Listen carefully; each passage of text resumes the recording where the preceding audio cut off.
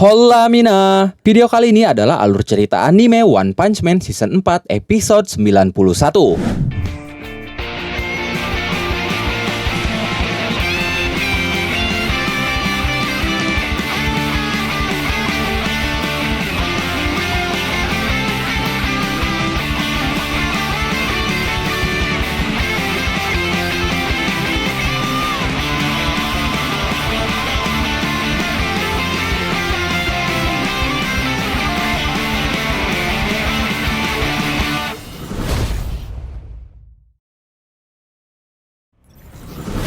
Setelah kedatangan Raiden, McCoy memperkenalkannya dengan berkata, Raiden, mantan Yokozuna dari Super Sumo, di mana hanya Rikishi dengan tinggi di atas 3 meter dan berat lebih dari 400 kg yang boleh masuk ke dalam ring. Dengan pukulan yang cukup kuat, bahkan untuk menghancurkan monster besar. Dia memegang rekor 700 pertandingan tanpa kalah. Di sisi kemampuan tempur, kami menentukan kalau dia bahkan melebihi pahlawan kelas S. Lalu Raiden berkata, nama Super Alloy Darkseid pun cukup dikenal di industri kami. Orang dengan otot berlian. Kekuatannya tidak hanya melebihi hominid, tapi bahkan semua makhluk hidup. Sayangnya ada satu manusia lagi yang memiliki cerita yang sama. Dia adalah aku. Bagaimana menurutmu? Bagaimana kalau kita dengan santai menguji kekuatan kita? Setelah itu Raiden mulai bersiap mencengkram tangan Darkseid. Tapi Darkseid terlihat takut. Dia berkata, tunggu dulu. Saat itu Raiden tidak peduli. Dia tetap mencengkram tangan Darkseid, lalu langsung mengeluarkan kekuatannya. Hanya saja, Darkseid terlihat masih bisa menahannya, walaupun ekspresinya menunjukkan rasa tidak nyaman. Dan Raiden menyadari hal itu, sehingga dia langsung menghentikan aksinya. Dia berkata, sebaiknya kita berhenti saja. Aku tidak bermaksud menakutimu. Sepertinya saat ini kau tidak dalam kondisi prima. Tapi di dalam hatinya, Raiden berkata, atau mungkin aku sudah melampaui yang terkuat. Setelah itu tiba-tiba ada yang masuk ruangan dengan cara meninju pintu. Orang itu berteriak, oi,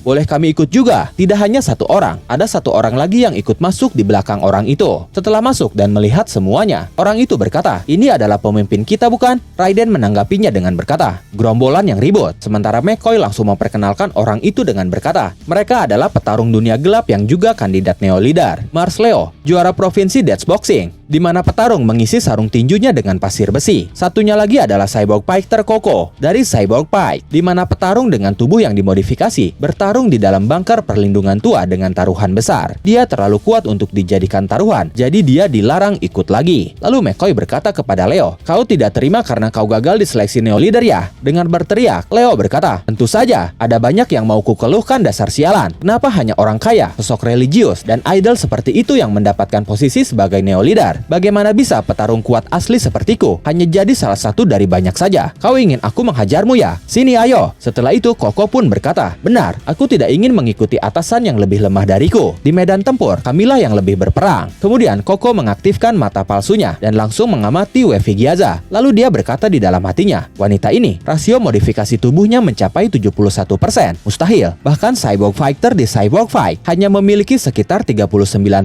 untuk tangan, kaki, dan matanya. Cyborgifikasi lebih dari 60% itu sangat berbahaya dan kasus suksesnya sangat langka. Aku dengar ada beberapa cyborg yang melebihi 60% di asosiasi pahlawan, tapi gadis muda sepertinya, nekat macam apa yang membuatnya rela melakukan itu? Setelah mengetahui fakta tentang Wevi Gyaza, Koko hanya diam dan berkeringat dingin. Leo yang melihatnya langsung berteriak, kenapa kau jadi diam saja? Terserahlah. Setelah itu dia bersiap menyerang orang-orang di hadapannya sambil berkata, akan kutunjukkan kecepatan tinjuku. Sarung tangan pasir besi penghancur tengkorak ini masing-masing seberat 9 kg. Death Boxing adalah pertarungan di mana KO sama saja dengan mati. Itu selalu menjadi pertarungan hidup atau mati, seperti berduel pedang di dunia nyata. Suiryu yang melihat itu langsung tersenyum sambil berkata, pukulan yang cukup bagus. Sementara Raiden berkata, Darkseid, kau sebaiknya mundur sedikit. Dan saat itu, Leo langsung melepaskan tinju kerasnya kepada Darkseid sambil berkata, ups, tanganku kepleset. Tinjunya itu mengenai perut Darkseid dengan telak. Leo berkata, maaf, aku hanya mau shadow box saja, tapi malah kena kau. Kau tidak apa-apa kan? Dengan wajah yang masih terlihat tidak semangat, Darkseid berkata, aku tidak apa-apa, tapi bagaimana dengan tanganmu sendiri? Ternyata saat itu tanpa disadari Leo, pergelangan tangan kirinya patah setelah meninju perut Darkseid. Lalu Suiryu memegang pundak Leo dari belakang sambil berkata, kenapa kau tidak berhenti saja sekarang? Apa kau sudah paham kalau kau itu jauh berbeda? Pulanglah. Saat itu Leo terlihat kesal, begitupun dengan Koko. Mereka berteriak, kurang ajar. Setelah itu mereka berdua menyerang Suiryu bersama-sama, tapi dengan teknik bela dirinya, Suiryu bisa menahan dan menangkis tinju mereka berdua dengan sangat mudah. Semua pukulan yang mengarah kepadanya bisa ditepis dengan santainya oleh Suiryu. Saat itu McCoy berkata, prinsip dia adalah adalah dia tidak memiliki prinsip, petarung bela diri yang bebas, tapi kau bisa melihat kekuatannya sendiri. Itulah Suiryu. Setelah itu Suiryu berhasil menendang Koko hingga terhempas ke arah seseorang yang langsung menahannya. Orang itu berkata, "Ups, apa kau tidak apa-apa?" McCoy pun langsung memperkenalkan orang itu dengan berkata, dia adalah A, seorang pembunuh bayaran dengan kepala yang dihargai buronan spesial kelas A. Kemampuan bertarungnya juga efektif melawan monster. Dia setuju untuk bergabung dengan kita dengan kondisi selalu dalam pengawasan. Lalu A berkata, jangan terlalu memaksakan diri dengan sifat semangatmu itu. Setelah itu McCoy memperkenalkan Sekingar dengan berkata, ini Sekingar dari divisi intelijen. Setelah itu Sekingar langsung merespon perekrutan seorang pembunuh bayaran dengan berkata, bukankah dia dalam perlindungan, alih-alih dalam pengawasan? Kau merekrut dia dengan kondisi melindunginya dari badan hukum kan? McCoy berkata, asosiasi pahlawan juga bermasalah karena merekrut penjahat. Jika kita bisa mengontrol dan menggunakan kekuatan mereka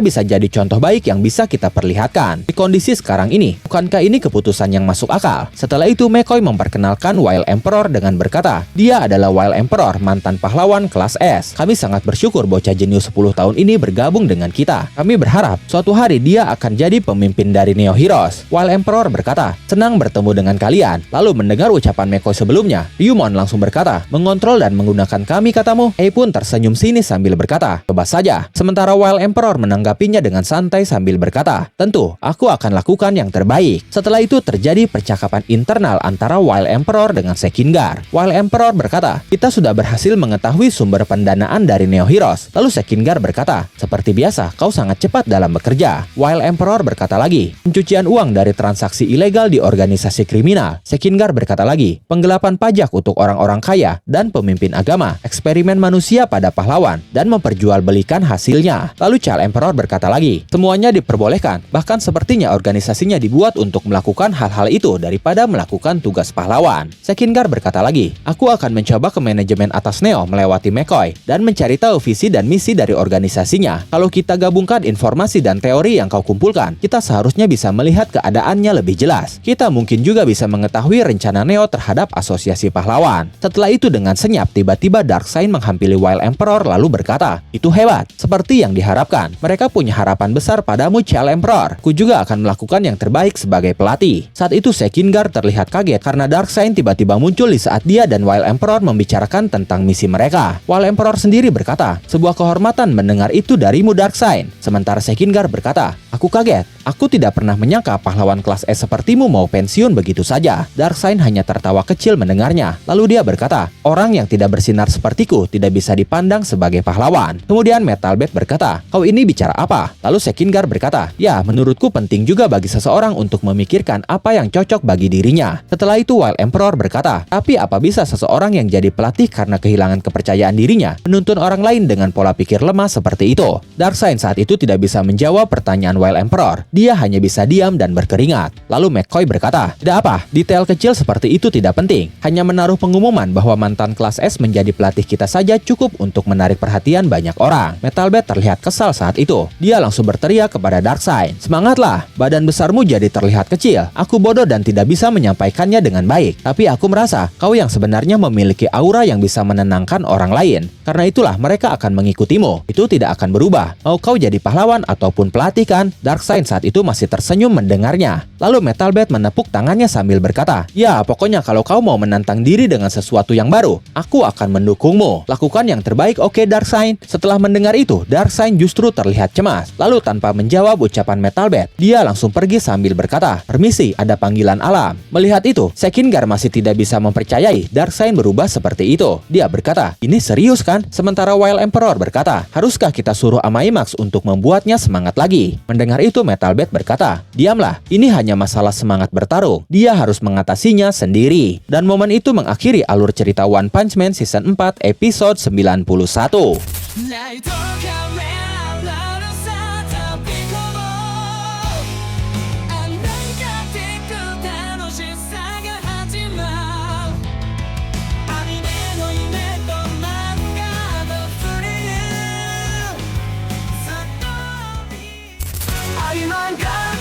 バイブスを感じて、アニメ